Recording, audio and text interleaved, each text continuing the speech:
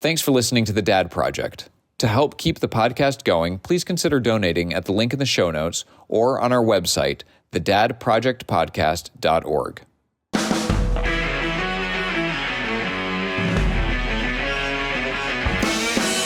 Few things are harder than the mission of raising your kids. At The Dad Project, we get experienced dads to reveal what's worked for them, offering practical, time-tested advice. Being a successful dad is tough, and we're here to help you get it done. Welcome to The Dad Project. Hi, and welcome back to the Dad Project podcast and part 2 of our interview with Doug Hinderer. In part 1, we discussed Doug's 3 keys to maintaining a happy marriage and 3 areas where marriages often go off track. In part 2, we'll cover the foundational importance of trust in our marriages and how to regain that trust if it's been lost. Whether you're in year 1 or year 50 of your marriage, Doug's advice is insightful, impactful, and encouraging for dads who are striving to be great. Thanks so much for watching. John Gottman, one of the leading researcher, I think, in the United States about what marriage is all about, talks about the 4 horsemen of the apocalypse. These are the 4 behaviors that rob marriages of trust. One is criticism. So I start pointing out what's wrong with you, trying to fix you, trying to shape you up. Number 2 is contempt. I'm angry and I'm going to say some pretty hard things to you, name calling, devaluing, etc. It's the most predictive of divorce. Stonewalling, I just shut down. I'm not talking about it anymore. I ignore you. I walk away.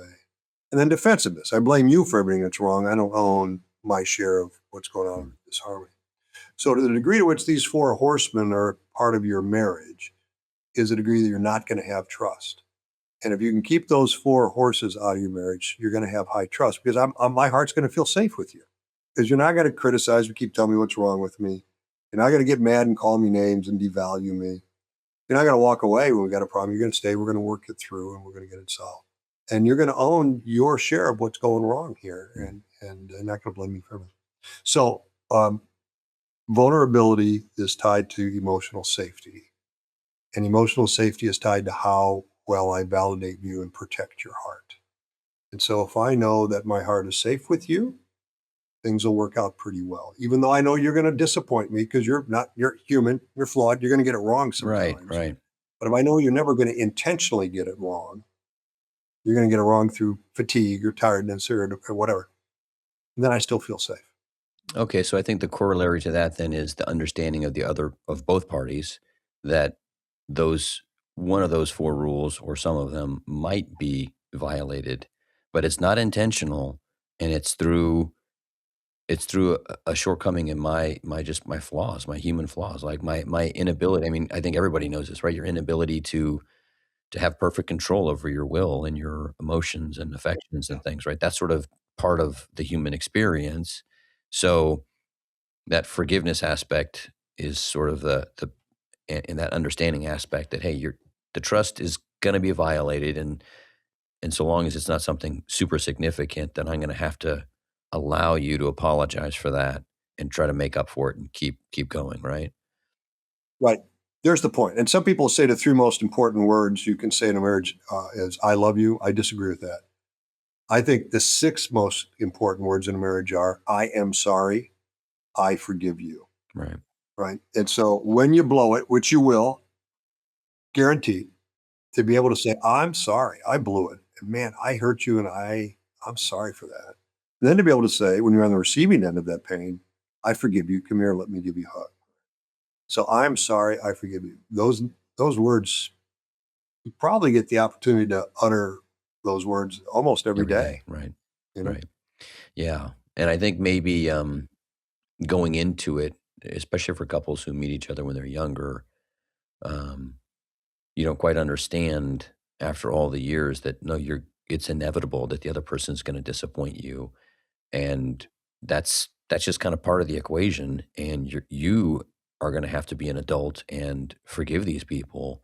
And again, so long as it's not something that's physically harmful or something huge like infidelity, that kind of thing. But like, hey, it's just going to be everyday stupid little things because you're frustrated with your own shortcomings, and those frustrations find themselves, like man gets yelled at by boss, he comes home and yells at the wife yells at the kid kicks the dog, that whole whatever that That's right. comic is, right? Yeah. So, Yeah.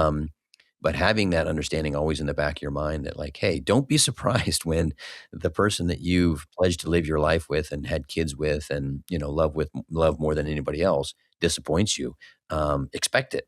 And then, here's a reasonable response to that. So that's something I mean, as I say that, I'm just thinking about my own shortcomings and my own mentality, right? Like, why are you surprised that you didn't marry someone who's perfect as a perfect human being? Like, of course, I think you knew that, and I think most people, if they sit down, can rationally deduce that. But for whatever reason, in the moment, that kind of goes out the window, and like you expect perfection, or you expect the person who you've known for 30 years, and this is not the way they operate, to all of a sudden operate that way, and it's sort of unreasonable expectations, I think, right? So. Um, I think that's just good just to say it out loud and have someone from your sitting where you sit and with your experience Well, and yeah, your and I your think listen, study to be able to say that, so it kind of validates, "Oh, okay, all right, things are okay. They're not as bad as we thought, but I've gotta do this," right? well, here's the thing. I've got a whole talk that I give, um, where I talk about how fortunate you are that you married someone with defects. That's a really good thing because virtue. Pick any virtue you want: patience, kindness. Pick any virtue out there. Virtues only grow or are achieved or accomplished after sacrifice, after suffering, after pain. So if you want to be a patient person, you can only become patient after you wait in a long line at the grocery store, or you're behind some really slow driver on the Right, interstate and you can't pass them, right. right? So suffering leads to patience. The suffering that we get from being married to an imperfect person helps us actually to become a better person, to become a more virtuous person, to be kinder, gentler, more patient. So that's a really good thing. So we're actually, if we look at it through the proper lens, it's our spouse's defects that actually help perfect us as human beings. Yeah. So my wife is gonna be a canonizable saint. Mine too. Yeah, Um, mine but I too. I think that's great advice, Doug, and I think that it's great because I think you're right, it's about perspective. I think it's easy over time to stay focused. I mean, it's what you focus on with your camera, right? You're going to focus on the defects, Yeah. and I guess you could, and Yes, you can continue to focus, and there's going to be plenty of material for you to get on film. correct. Or you can Correct. say, yeah, and me too. I do the same thing, but that's not the important part. The important part is, the person, right? And trying to see the good in them and enjoying the good and the joy that you get from being with them. So, um, yeah, shifting your focus and your perspective, I think could make a difference, I Yeah. guess. Right. Yeah, it's not a matter of what happens to you in life, it's a matter of how you think about what happens Yeah, to you in life, yeah, right? And my wife has a saying that she always says he, man, it's she. He who irritates sanctifies. And every time she'll look at me and she'll say, well, you're sanctifying me right yeah, now. And I'm like, yes, that's my yeah, job. My job is to get you into yeah, heaven. yeah, exactly. She fails to see the humor in that. Yeah, But that's the deal, right? yeah, great. Okay, so then the third thing, so there's kids, work, and then just pride. And I guess, um, as I talk about marriage with my kids, I have four girls. Um, so we talk about marriage a lot and we watch movies with marriage, weddings and things. And just seems to be a topic from a very young age. I don't know. Mm-hmm. I don't remember Mm-hmm. talking about it when I was a boy at all. I don't really think about Mm-mm. it. Um, No. but one of the things just through my personal experience and then just reading or whatever, or vicariously through others is girls, you're going to marry a separate human being that has they're going to have faults and flaws, but they have their own way of seeing things and way of doing things. And, we discuss like, oh, okay, you meet your high school sweetheart that you marry. Um, there's a benefit to that because you kind of both don't know anything, right? And so like it's a blank slate and you kind of both go in with Yeah. blank slates. The downside Right. is time changes people, right? Kids change people, careers change people, life Mm-hmm. experience changes Yep. people. And then as you Yep. mature, you didn't have set ways when you were 18 and 19 and met each other. And now you do have set ways. And so now you're like, well, who's this person? I don't remember this. Like when we were 18 and 19, 20 years old, you weren't like this, and now you're like this. So who is this person? I didn't marry this person. The inverse is you meet someone when you're 28 and you both have careers and you both own your own homes and cars and, have gone on your vacations, all that kind of stuff. Now you're trying to meld two people who are very distinct in their Yeah. own ways, have kind of settled already. And now you've got to kind of, put that two decks of cards and you got to, put them together and try to make them fit. So, with regard to sort of pride or selfishness or just your own ways, what's your advice for getting through that, both from people who have met when they were younger and kind of grew up together and now kind of find, hey, we're not the same as the kids we were, or for people who maybe met a little bit later in life and now, have to kind of integrate themselves harmoniously or as best they can. Right. So right, and I really like the way you flesh that out and couch the question. We live in a society now where marriage is viewed as the capstone. It's the last thing I do. Go to college, get a degree, get a job, get a house, pay off my debts. Then I go get married. As opposed to the foundational stone. I get married and build a life with this person. Okay. The research is pretty clear.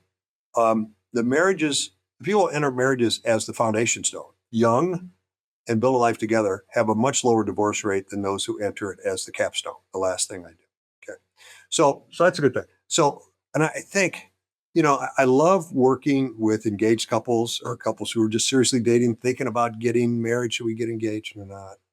And trying to figure out how to help them make a good decision. I've got a workshop on my website designed to help couples actually have those conversations and make those decisions. I think perhaps the single most important quality to look for is someone who says, I want to become a better person every day. Because, remember when you get married, right, to your point, people are going to change, you're going to grow, they're going to, life's going to get in the way, right?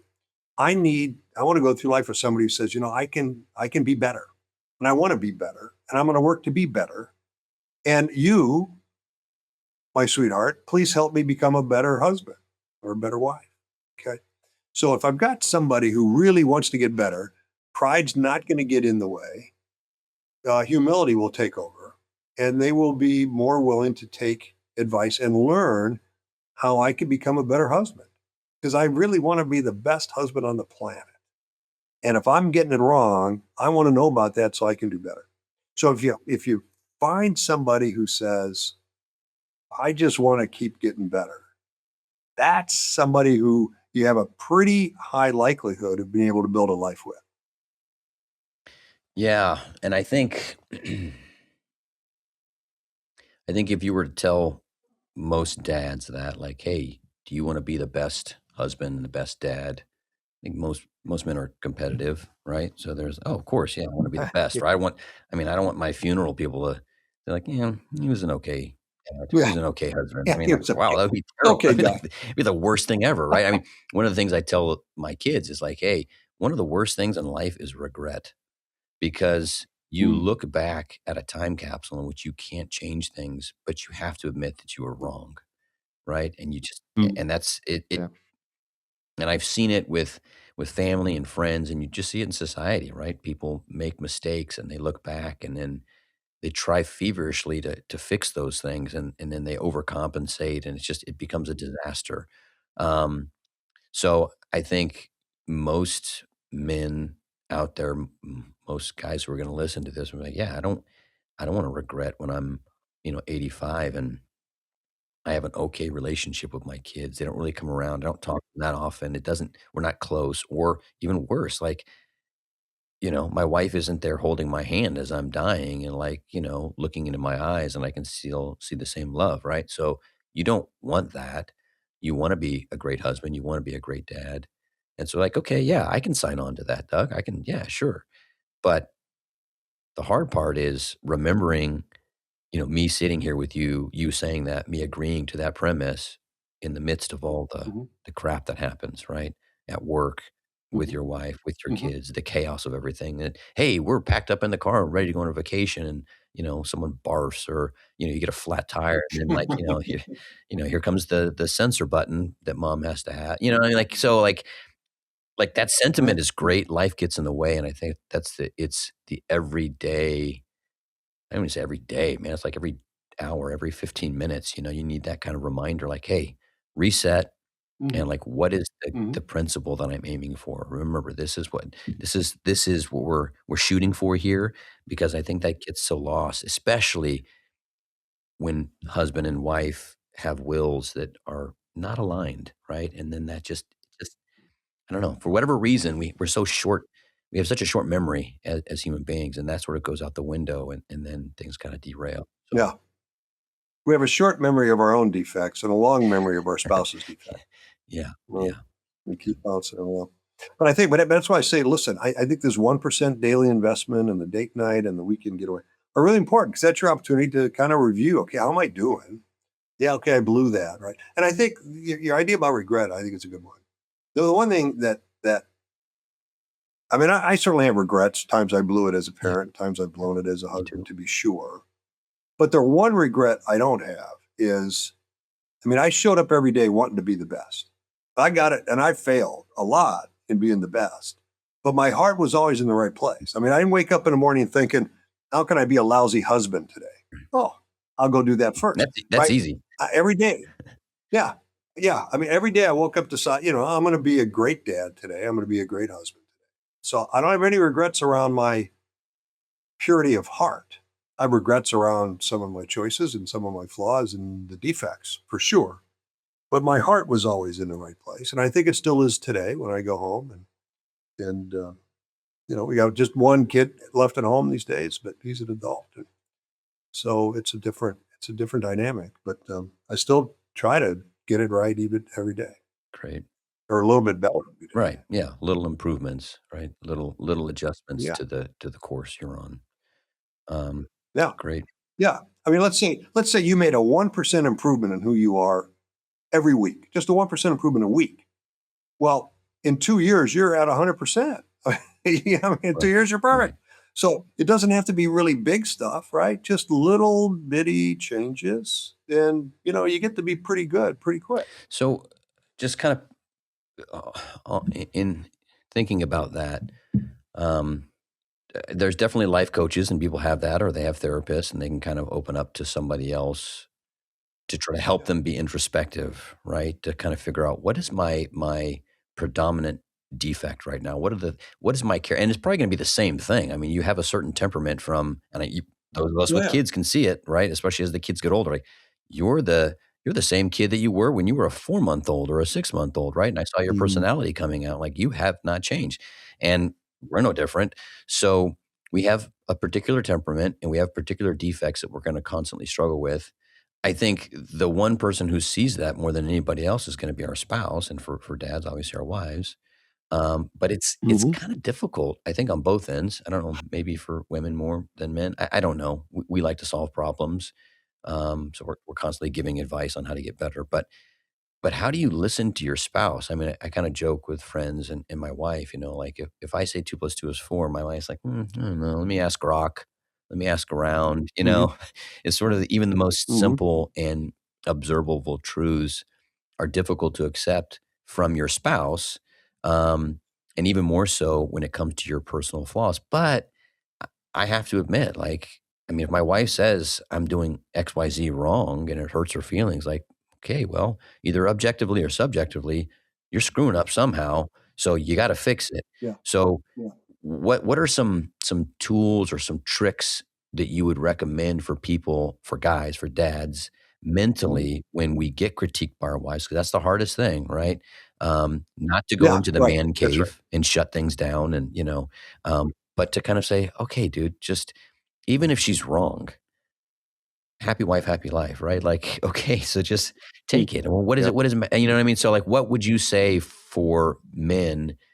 How would you counsel them on trying to take advice from their wife about their personal flaws and how to work on those things? So, yeah, two thoughts. First is, a man's greatest need is respect. Men need respect more than anything. Okay. And our greatest fear is failure, which is why we're so competitive, right? So anytime, which is why we don't take criticism well at all, right? Because it means we failed. Man, I don't like that. And if our wife's really upset with us, and kind of harsh with us, well, now we're not feeling too well respected either because she's yelling at me and throwing Wow, frying pans or whatever. that is amazing, Doug. I mean, I think that's wow. That's a cornerstone right there, right? Those two emotions together. I think I don't know. Maybe I'm just recording a counseling session and I'm gonna put it on the web for everybody. Josh's personal foibles.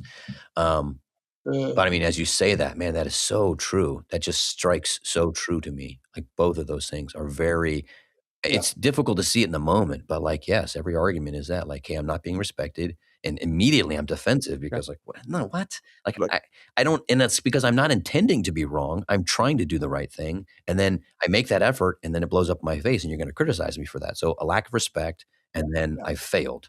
So, okay, sorry, I yeah, don't mean to cut you off, but yeah. that's so No, prescient. no, no, no, no, no. But those are really 9 times out of 10 when we get upset with our wife, something she said or done. It's one of those two buttons that got pushed. Almost always. Right? So a couple things. I teach a technique that I call the formula. Gottman calls it a gentle conversation. That lets you have a conversation about stuff that you're unhappy about, but in a gentle way it's not disrespectful and it doesn't trigger defensiveness. Right? And there's 3 parts to it. It starts with the words I feel, and you label your emotion. I feel frightened. I feel worried. I feel anxious. And then what your spouse did that triggered that emotion.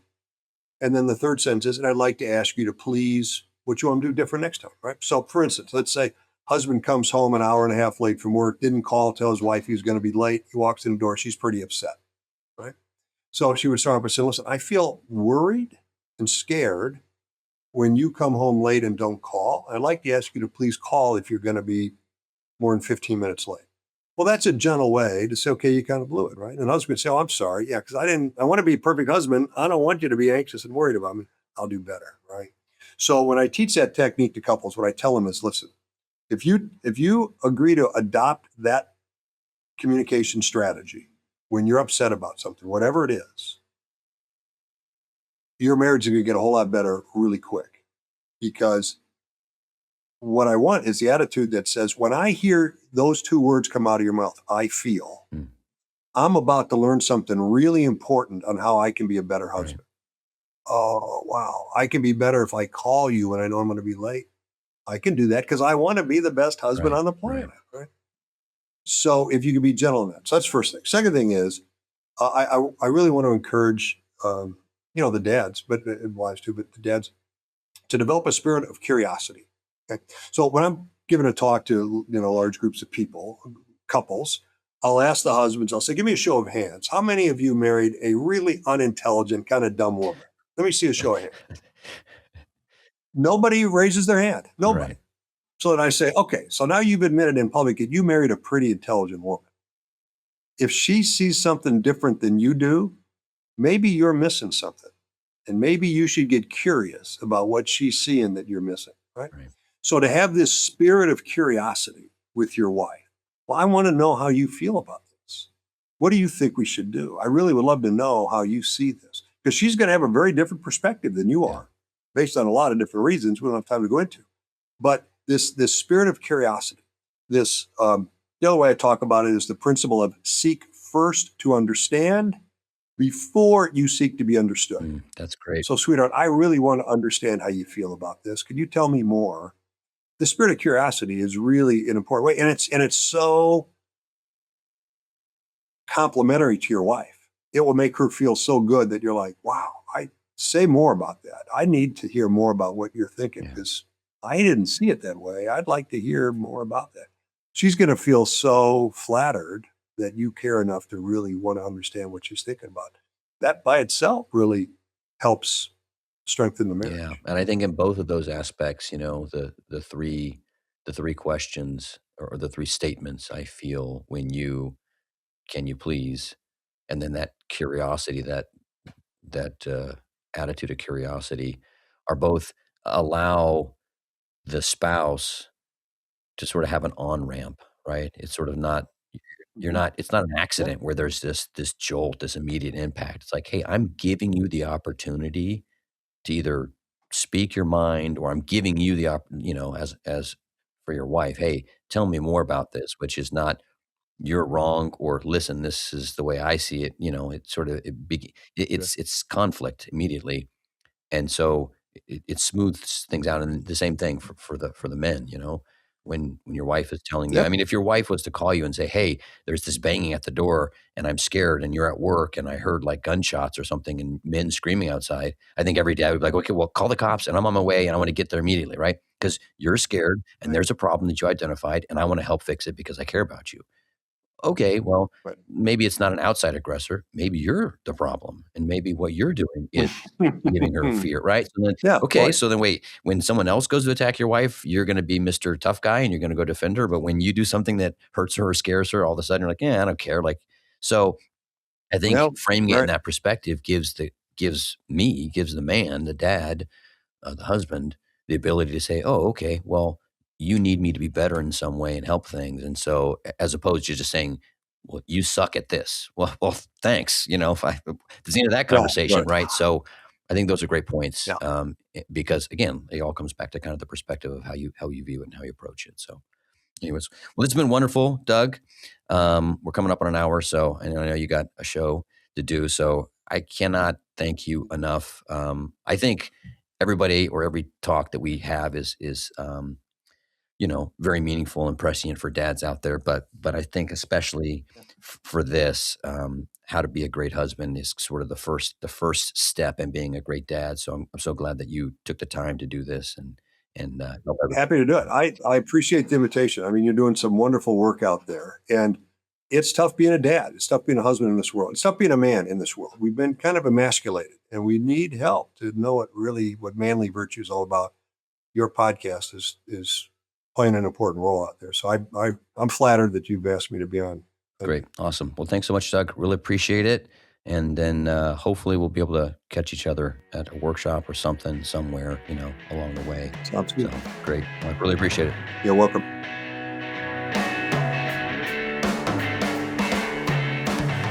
Hey, thanks for listening to The Dad Project.